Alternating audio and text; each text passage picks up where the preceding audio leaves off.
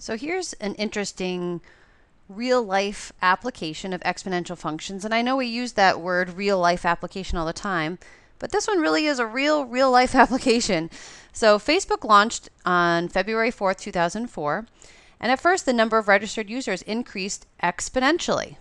And in fact, it's a pretty easy function. The function was really just a base 3.5 to the t.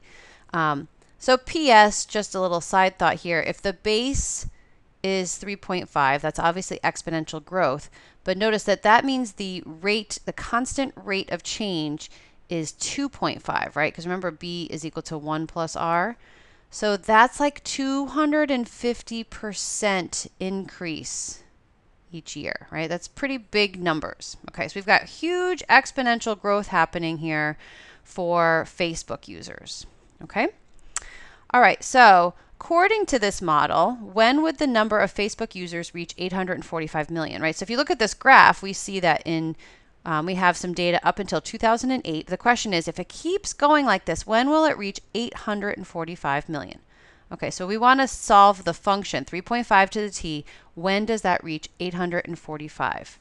Right? And now this is all in millions. So how do we solve for t? How do we get t by itself? This is where, again, we need this new skill of taking logarithms.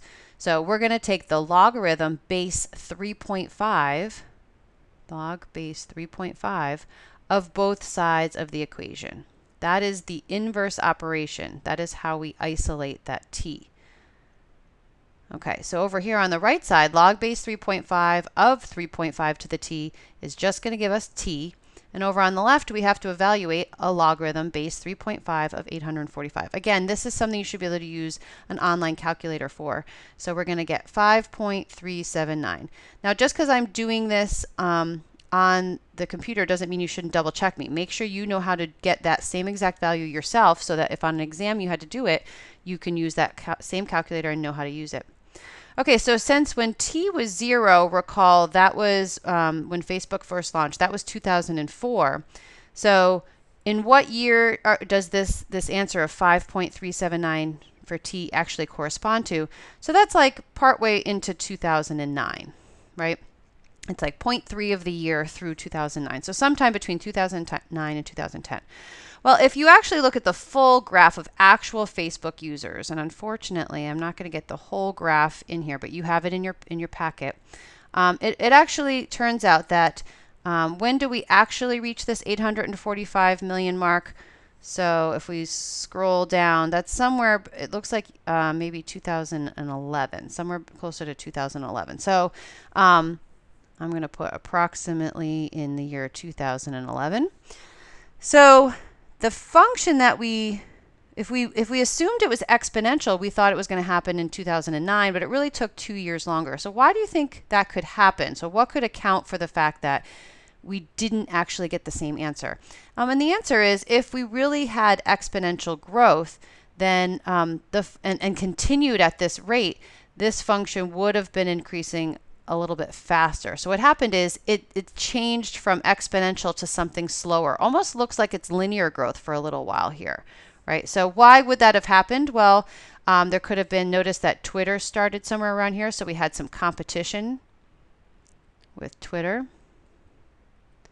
But also, you had some huge number of people joining Facebook, and at some point you just had the people who were likely to like social media all were already on Facebook. So there wasn't the same sort of jump in users. Like the people who wanted to use it have been using it. So they just sort of growth slowed down. Growth slowed. Okay, let's use this same graph, but let's think about something different. Let's talk about Twitter, because in fact, Twitter was very similar, that it also started in a very exponential way. And again, this is real life data here. So in fact, the Twitter users can be modeled by this other exponential function, 6 times 2.92 to the t. So 6 million, this is numbers in millions of registers. So 6 million was sort of the starting value when t is 0. And 2.92 is related to that growth rate. So certainly b is greater than 1. So again, if you want to think about that base being 2.92, we're talking about 1.92 as our growth rate. So that's 192%. Also pretty huge growth.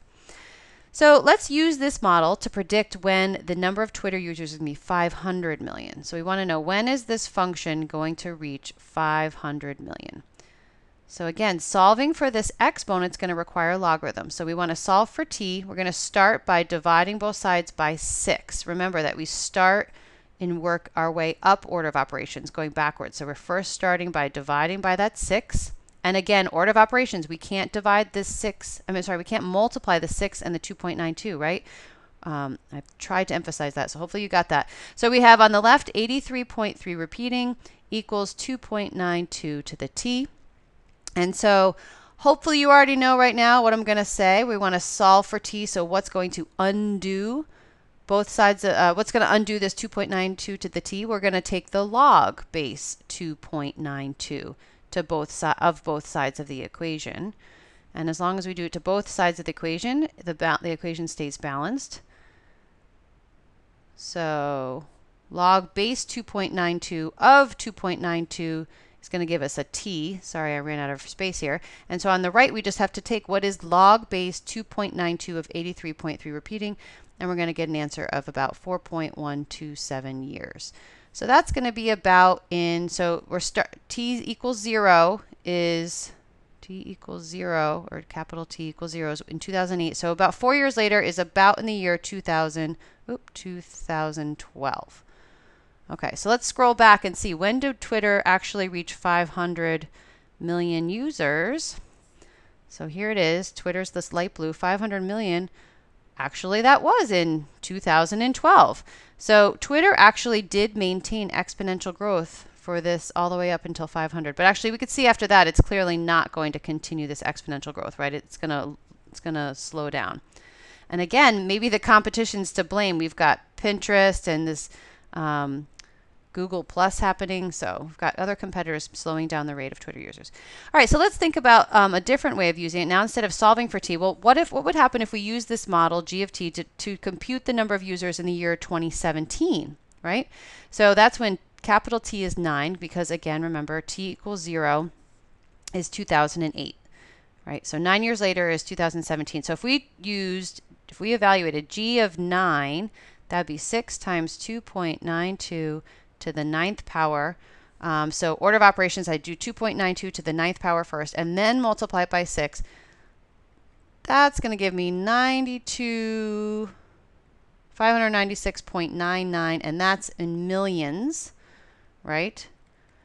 So is that accurate? And certainly it's not, right? I mean, we can see by the graph, we don't go up to 2017 on this graph, but it's not going to be accurate. But I actually did just Google how many Twitter users were there in 2017, and the actual number was 328 million. So this model isn't going to hold. So as both the Facebook and the Twitter models show you, these math models of real data, they can be useful and they can be used to predict future data, but there are limitations. Exponential growth is extremely fast, and thus most real life data will not follow an exponential model for very long.